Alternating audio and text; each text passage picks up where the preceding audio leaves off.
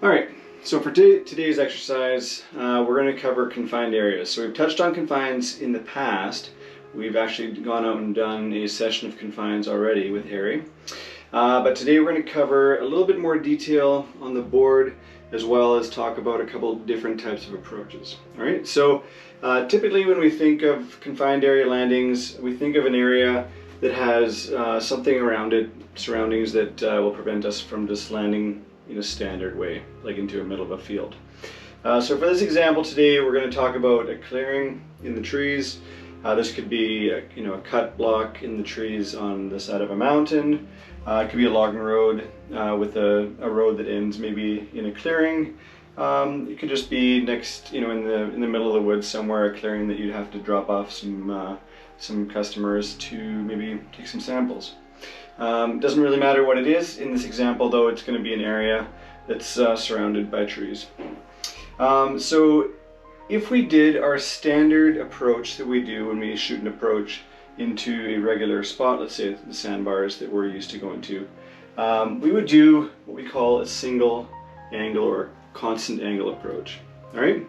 And this can also work often when we are doing confined areas, especially if the entrance into the confined doesn't have obstacles that obstruct the way. Maybe there's a creek coming in or a road that we can follow, and we can do a nice constant angle approach all the way into the spot. Today we're going to also touch on what we call double angle approaches, and that will involve the first stage or the first angle will be very similar to what we're used to. However, it'll be higher than we are normally used to. Once we get past the obstacle that is in our way, we want to be slowed down to the point where we can, at that point, almost vertical. We're still moving forward a bit, but we're almost in a vertical descent, and then we can descend the second part into the confined area. So that's called a double angle, meaning the first angle is standard, we slow down, and then our second angle is more vertical into the spot. Always keeping a little bit of forward motion and making sure we don't descend more than 500 feet per minute. When we're training, we always try and remember the numbers 30, 300. So we like to keep, as much as possible whenever it's safe, we like to keep 30 knots if we're doing more than 300 feet a minute descent rate. However, to avoid vortex ring state, which we'll cover in another topic, vortex ring state is usually encountered when we exceed 500 feet per minute descent rate and close to 0 knots. All right, so we'll leave that alone for now, but just leave it at the fact that we want to make sure that when we do that second stage of the approach, we don't drop the pole and go very quickly down. All right, so we'll just touch back for a second. That's single double approach. Touch back on confined areas, just on the board here for a minute. So confined areas, we've already talked about landing in a confined spot. When we approach a confined area, and we'll see this in the video, Harry will be demonstrating this. When we approach the confined area, we always start with what we call our high recon. All right, so our high recon, you can see the only thing we're really looking to check out in the high recon is going to be our suitability. So what is the high recon? That's going to be somewhere between 300 to 500 feet. Could be even a bit higher depending on where you approach the spot. And that's just your initial look at the spot as we begin that orbit. And we're just going to look, does it even look suitable for us to continue circling and descending and looking at closer? If we determine in our high recon that the spot looks suitable of course doesn't mean it's going to be safe to land, it just means it's suitable to explore further.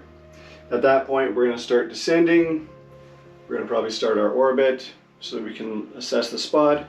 We'll come down to usually about 2 times treetop height in that ballpark, which in this area is usually around 300 feet. Alright, once we get, as we're working our way down, we're going to start assessing a number of other things on the way down. So number one is going to be size. How big is the spot? Can we fit our helicopter into that spot? This one is just big enough for our helicopter, so size is good. Shape. Is there a better way to face when we get in there? This one's kind of long and oval, so that works better for the aircraft this way. Might not fit so well in this direction. All right, so what's the shape like? How is the aircraft going to fit in there? Where is the tail going to fit the best? What's the slope looking like? Is there a distinct slope? In this case, the way I've drawn it, the slope is a bit downhill in this direction. So as we come in, we want to think about that. when it comes to our tail. Do we want to put our tail that way maybe? Keep our tail down the slope. All right, what's the surface look like? Can we tell if it's going to be blowing snow, like in today's video? Is it going to be, you know, muddy and soft? It's going to allow the aircraft to sink into the soft ground. Is it, you know, big boulders, big rocks that we're going to get a skid stuck on? So we're assessing that all the way down. What's the slope look like? And the surface as well. What is the surface that we're landing on? What are the surroundings? So are we talking, you know, big tall trees that we have to be aware of on our approach in? So we have that second stage to come past that tree. Do we have small brush that we're going to miss if we don't take a good look at the spot when we come into there? We're always thinking with our tail in mind, where is the safest place to put our tail, right? We don't want to put our tail towards bushes, small trees, big rocks, that kind of thing, where our tail could contact. Okay, so we're always thinking about the surroundings. Sun and shade, those two I drew together because they're very interrelated. If we have a day with bright sunshine, we're also more likely to have a day with dark shadows, right? So if we have, let's say, bright sun shining at us in this direction, we're probably going to have a bit of a dark area here behind these trees. And what can happen is, as we come into that spot, we drop below treetop height, we go from looking into the sun, which causes our eyes to dilate, right? Or to constrict, so that we don't have blindness from the sun. And now we've gone into the shade, the dark area, and our eyes are very, very closed. Our pupils are very closed, and so we can't see much of what's happening in the shade there. So really important that we're aware of, if we are flying from into sun into the shade, that we are aware that that's happening, and we've really assessed that spot carefully to make sure it's going to be a good spot for landing. All right, so if it's more of a gray day and not so much sun, we also won't have so much shade. So good to pay attention to that. Wind. Wind is obviously very important for a lot of reasons. We've talked about this already. You know, whenever we can help it, we always like to shoot approaches into the wind, and obviously departures into the wind as well. Now, there are some exceptions to that rule. If we're coming into a spot that is in all ways better to come into this direction, but we have a small tailwind, maybe 3 knots of tailwind, 4 knots of tailwind, it may still be the better or safer approach to come in with a slight tailwind like that. However, if the spot is equally you know, capable of coming from any direction, we always choose to come into the wind. And so when we're assessing for that wind, we're looking for things like, you know, smoke, that's a good wind sign. Water, if there's water in the area, which way are the ripples going? Maybe there's a flag blowing somewhere, we can see which way that's blowing. Clouds moving could be a really good one as well. And if you have leafy trees in the area, you can see often the wind will blow up, let's say it's coming from this direction, it will blow the leaves up this way and you'll expose the underside, which is usually a whiter color. And so that's always a good indication of which way the wind is coming from as well. So we'll do that assessment as well. We'll check for the wind. Obviously, wires are number one killer of helicopters. So we are always aware anytime we're flying lower level, we're looking for wires. And the things we're looking for is wires, obviously, but even more important than wires is poles. Because wires can be very hard to see, especially if you have sun in your eyes. However, poles, if we see, you know, a couple of poles stretching across, there's a pretty good chance that there's some wires. All right, buildings as well. If there's buildings in the area, that can be an indicator that there's probably some power going to those buildings, and we should be looking for those wires. And last but not least is power. So we've done some power checks in the past. We'll do those again today. But we're looking for, once you slow the aircraft down to about 25 knots on our final pass, we're looking, number one, we're looking at our spot one more time, nice and low. Is our spot looking good? But then also as we level out, hold that elevation 25 knots. We're going to look at whatever power we're reading on our torque indicator, and in the cabri, we're going to add 15% onto that number, and that's going to give us an in-ground effect hover. Another 15% will allow us to vertical out of the spot. All right, so we'll do that assessment on our final pass over the spot. And once we've determined all that, we've decided, okay, our safest way into this spot is going to be this way because the wind is coming at the nose. We will decide at this point, can we do a single angle or constant angle approach? Well, in this case, no, we would fly right into these trees. So we'll do a double angle like this, we'll slow it down, and then we'll do our second stage like this. Very important, the last thing I'll mention is, once we're down in the confined area, and by in the confined area I mean maybe 8 feet off the ground, 6 to 8 feet off the ground, we want to do one final assessment of the spot, especially if we've done this double angle approach, because in this part of the approach we really don't get a chance to see what's back here, and this area here is very critical because that's where our tail is going to sit. So as we're doing that second stage of the approach, we want to settle it out around 6 to 8 feet, and then if we can do so, we'd like to do a clearing turn, have a look around. Okay, our tail area is clear. Maybe we decide at this point that, oh, it's actually safer to land this way, the slope is better, and then we can come down and do our landing. Alright, so we'll go play with that. We have a couple spots in mind that will give us a chance to try this, talk through this a little bit, and we'll see how it turns out. Thanks for coming along. Let's just come around to the left here, and right down here, see where the low tree area is? Yeah. Right in the middle of that area, you'll see kind of a circle at the end of the road. That'll be our first confined area. Yeah. Right off the bat, we want to start slowing it down. Doing 90 knots, it's quite fast. Start a gentle right turn here, just keep slowing it down. So, it looks suitable. A few cars have been in there already by the looks of it. Yeah. In terms of size, looks about 4 rotor spans of a Cabri, so fairly large. And shape, as you mentioned, it's a bit of a circle on the edge of a road. Speed coming down. In terms of slope, looks like it may well be sloping sort of towards us now, so downhill is this direction with uphill over there, yep, ever so slightly. And surface, not 100% sure, it's covered in snow. We'll have to judge it when we get there and see if we need to pat down a bit or if it's relatively solid. In terms of surrounds, as you mentioned again, small trees, probably about 20 feet tall, with more trees sort of north and south of it, up to about 100. Otherwise, roughly clear, east and west.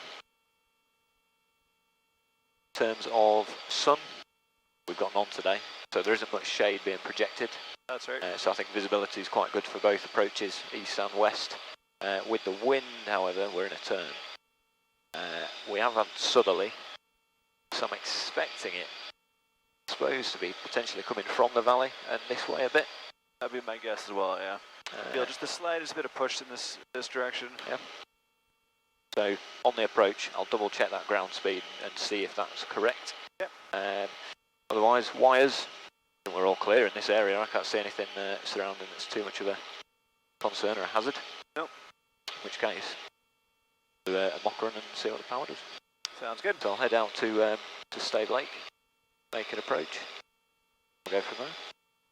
You can also note here that if we approach from Stave Lake, it's going to be the lowest approach possible because it's from the downhill side. So we can come in a lot lower than if we're coming up here. We're in the descent all the way in. It also does mean, though, that when we do our power check, when we level out, do our power check, we want to make sure that we're not so low that we have to do a lot of climbing to get back out again, right? So those are all little factors that affect how we set it up. There's a big dead tree in the 1 o'clock now. I'll use that as a bit of a marker, come around the back and go from there, see how we do. All clear around to the right, around the front, to the left.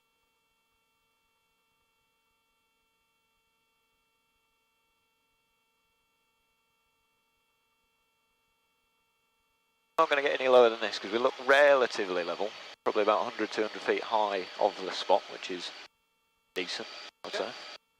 Like I say, lowest approach, don't really want to be climbing. Start decelerating. that is quite low, so I'm going to descend a bit.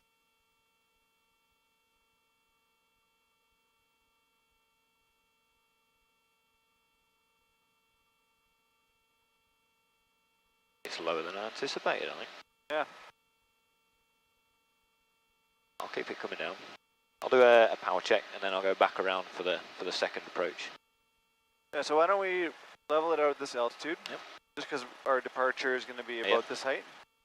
So we can keep slowing it down a little bit. Go right about there. And then just make sure we're level. No slower than this. Get a good look at our spot from above here. Looks pretty decent. Power's a little bit here. Probably about 60. Yep. So for the hover, I'm expecting about 75. And then for a Start vertical, loading that disc there. vertical inside ground effects, be expected about 90. Around to the right.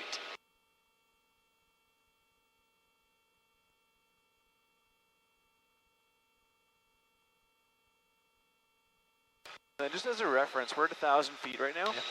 and the spot's probably about 300 feet below us. Yeah.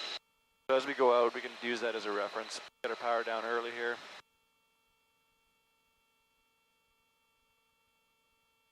That way we don't get really fast, but we start descending.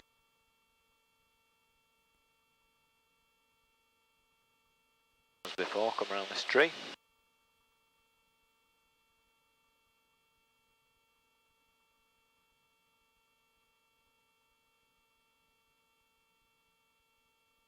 Base to the right, in front to the left.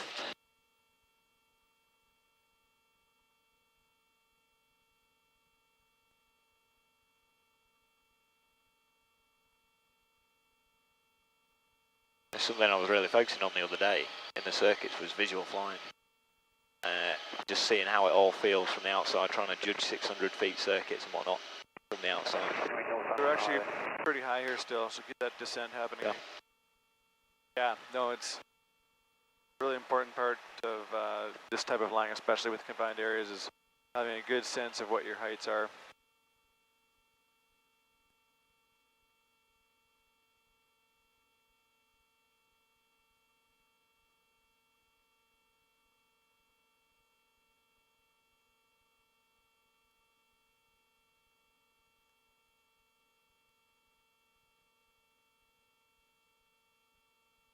Coming down.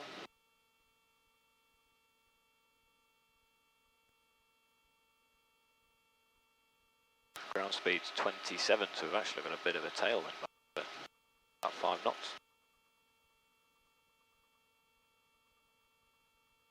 I think on the departure, we'll head out to the west.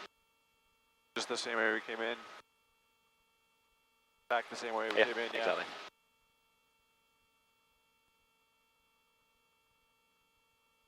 Got some relatively tall trees here, so I'll level off about there.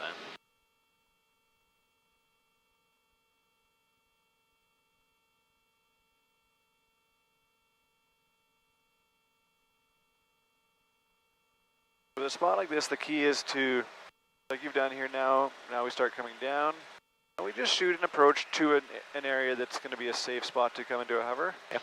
And then from there, we do a bit of maneuvering and look at where the actual best spot is, because right now we have no idea, right? Yeah. Can't tell what's behind us. And if we come into a high hover like we are now, we have room to turn our tail, and we're not worried about it. Okay, good look behind us. Left, tail's clear left. What I can do, bit of a turn about the tail. Yeah, we're happy here. Let's not turn too far around the tail. Let's keep it in this location until we figure out where we want to go. So, I think probably over in the sort of 2 o'clock. That fresh snow might be a decent spot. It looks relatively flat compared to the rest of it. I agree. Typically, I would land more over here with there's no snow. Roger. But with all these ruts here, I'm liking what you're thinking with the clean snow. All clear, right?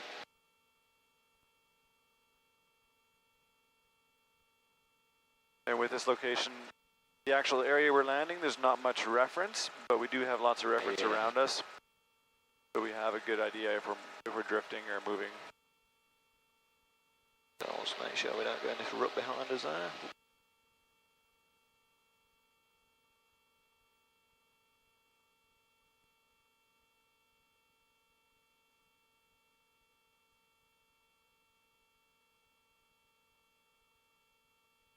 Ground.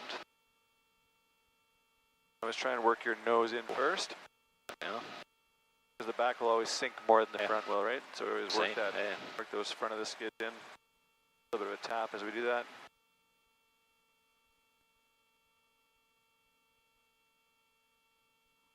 There we go. Go at the bottom. There we are. Nice. Interesting. Yeah, well done. Thanks very much. Yep, tail's good and clear. Yeah, so oftentimes, especially when you have to vertical in over a spot, the best thing to do is just like you did. Yeah. Fly forward till you get to a nice spot. Figure out how you can safely maneuver, take a look around, and you can maneuver after that to wherever is the best spot Two-stage to land. approach, I suppose. Makes a lot of sense, right? Yeah, this is a bit of a two-stage approach for sure. And it Excellent. looks like, ooh, might be a bit of snow coming in from the west there, so once we're up, we'll see what that is. It's always hard to tell when you're looking up Yeah. into the clouds. Bit of slant viz. From above, we saw it was actually not as bad as it looks from here.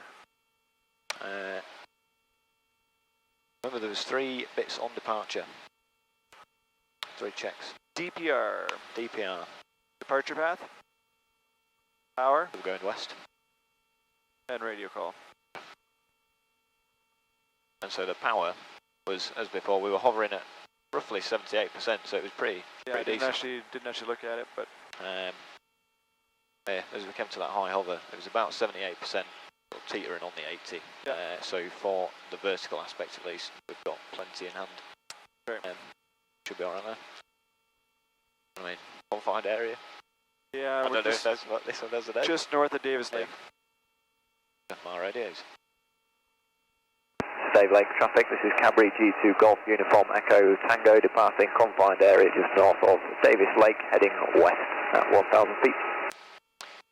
Well, that's necessarily correct. And in terms of a departure, I'll go for a no hover. I think might be a good one, Yeah, potential. potentially. Saying that, no. We'll see if we can lift into the hover first and then control it out, because of course we don't just want to shoot up power checks, etc. Yeah, if we don't have to, like if it's just not required for the blowing snow, then Yep. we'd rather take our time coming out of a Sure. spot like this. The no hover is more so if we know we have blowing snow. Minimise that, the white hours. That's right. So, before we do, all lights are out, NR's in the green, fuel sufficient, we've got 60 litres, we're just remaining around it for C8. T's and P's all in the green, all switches on, car beats on auto, collective friction is off. Good. Clear all around. It's similar to the way down, a bit of forward pressure. On the way up, we just want to work our way up out of the snow. As we normally would. Yes.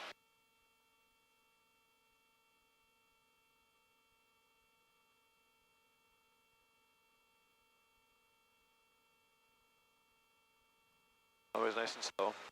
Always assume that you got the skid that's stuck, and always work your way slowly out of the snow. Alright, so we're hovering with 80% there. So we should be able to get out of here with less than 90. So, laying for this low spot in the trees. We will do a bit of a vertical before we move anywhere. Sure. Radio. Oh, you already did a radio call. Yes. There's 90%. 92, got a positive rate climb. Let's get above these taller trees and we'll start to go forwards. You're right though, there is some cloud or snow there or something. I would just do a right hand pedal turn here, nice and slow. It is clear to the east. Yeah.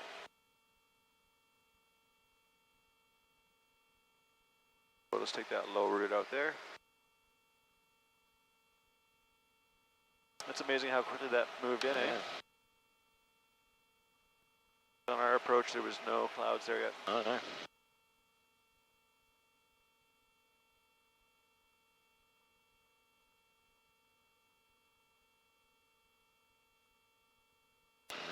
there's 50 knots. Starting to get light there.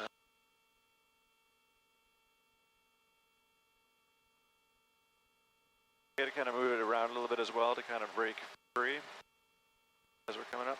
Yeah. So clear to the right, I'll move over and do a spot turn. Check our 6 o'clock, as soon as we come.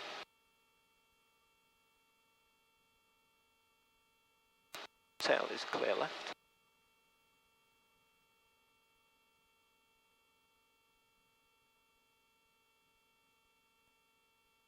We're looking all clear to the north. Yep, tail's clear right. Aim for got this sort of shorter tree in the near horizon. One in the right o'clock. The right o'clock, there it is, 3 o'clock. Bloody hell. I'm in the high hover, 80% power. Let's go.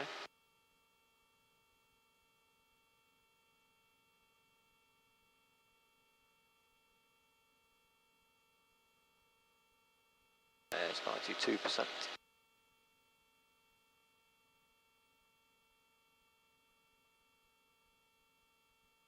Keeping it coming. And just to the 1 o'clock, I'm noticing some lower trees, so that's where I'll be heading once we transition forward. Oh no.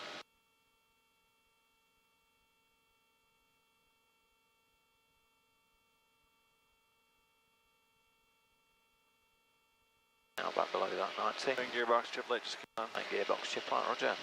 43, 44. 43, 44 all the time, so just reducing my power. Minimal power changes, it's a land as soon as practicable, to remember.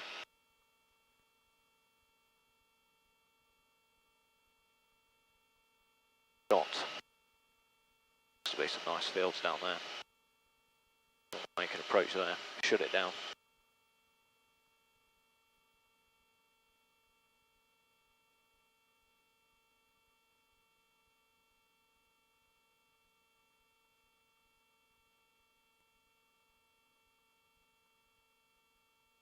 I can make a pan call, make some people aware. Quite a steep approach.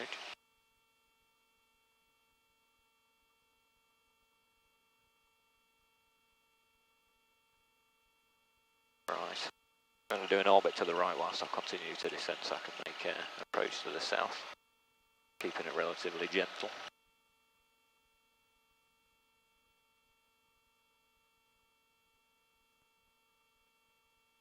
I'll be making a pan, uniform echo tango, uniform echo, or golf uniform echo tango, golf uniform echo tango, golf uniform echo tango.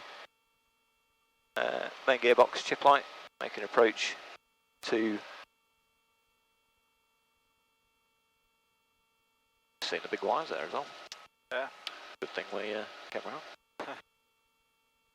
Making an approach to fields south of Davis Lake. So let's wait for a second. Yeah. 45:30. So the reason I pointed to that is I wanted to kind of note the time there. It's about 2 minutes from the time we had the chip light on till we would have been on the ground. Yeah. Just fly with me for a second here. Yeah. Following through.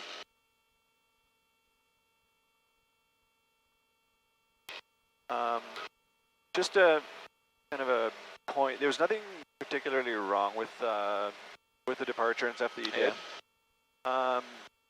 Just, I guess, a lesser of two evils or a better of two options.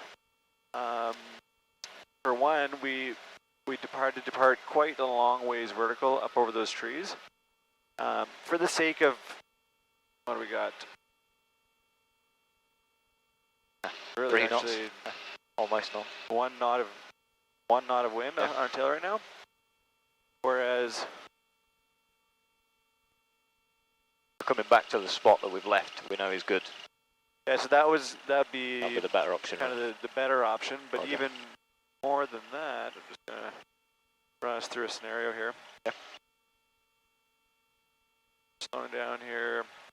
keeping our descent rate below 500 feet a minute.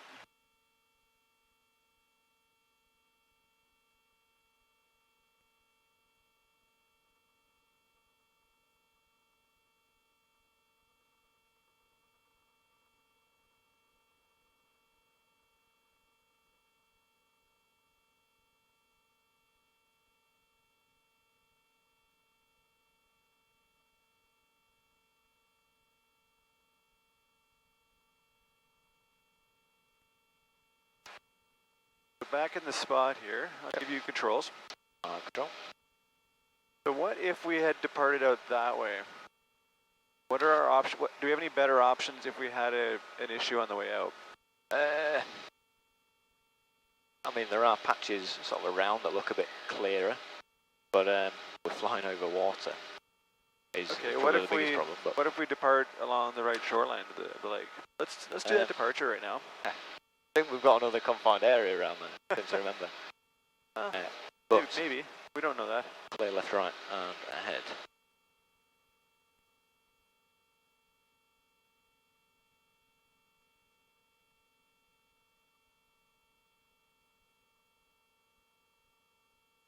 So right now, if we got a light, we have an option here. Yep. If it was after we passed that spot, got another option over here. Yep. If it was even later, if it was right about now, we have another beach over there. And even if we go all the way here to the beach, and we had an issue, we can just go right back to the spot we came out of, right? So lots of options, lots of, lot more options available. Come around to the left here and start heading back down. Climbing over this wispy cloud again. And then, even if we had chosen the vertical departure, which isn't a wrong answer, then like you alluded to, we've just come out of a spot that we know is a really nice spot. Yeah. We've done a full recon, we've looped around, we've checked it all out. So without knowing that there's a good spot ahead of us there, we're just kind of flying into oblivion and hoping that eventually we'll come up on a spot. Yeah. So if you're coming out of a confined area and you've had a chip light or maybe a fire or anything like that at all, chances are best that you're going to come into the same spot that you came out of. Unless you know with certainty that there's a really good spot ahead of you. We know this area fairly well, so we knew there was going to be some fields down here. But to be totally fair, like you mentioned, we could have very easily flown into power lines there. Yeah. They really hard to see. I was about 3 seconds from making us turn anyways. As I could see them coming and I could tell that you didn't see them. I thought they were a bit further south, my bad. I should have looked. With this little bit of rain on the bubble, it actually makes it hard to see them. So we've got all ones are in the 12 o'clock, roughly 45 degrees. Yeah. So cross them properly. 1,000 feet. Yeah, I think that's maybe a bit of my previous training just creeping in a bit, because of course once we'd kind of left the confined area, that was it. If you had something on the departure, you come back into it. It was often you would find somewhere a bit bigger to sort of take you back to, but no, makes a lot of sense there. And if your best spot is right in front of you and you can see that for sure, 100% that's the most logical option. But if you're heading out over trees, like in that spot, and you have an issue like that, you really don't want to spend 2 minutes flying around and hoping that it doesn't seize up on you, right? Yeah. You really want to treat it as if in the next 20 seconds you might have a gearbox seize up on you, right? And what do you want to do in that situation? Honestly, I'd rather be 100 feet over the water and have a gearbox seize than be 300 feet over the trees and have it seize up on me, right? So it takes obviously a lot of time to get comfortable making those decisions on the fly, but always think or talk it through and think, what would I do in this situation? What's my options? Not just I'm going to keep flying and hope there's something there. What's my options? Weigh it out. Spend 5-10 seconds, kind of debating a couple options, and then based on the best knowledge and information you have, make a decision and then just stick with it.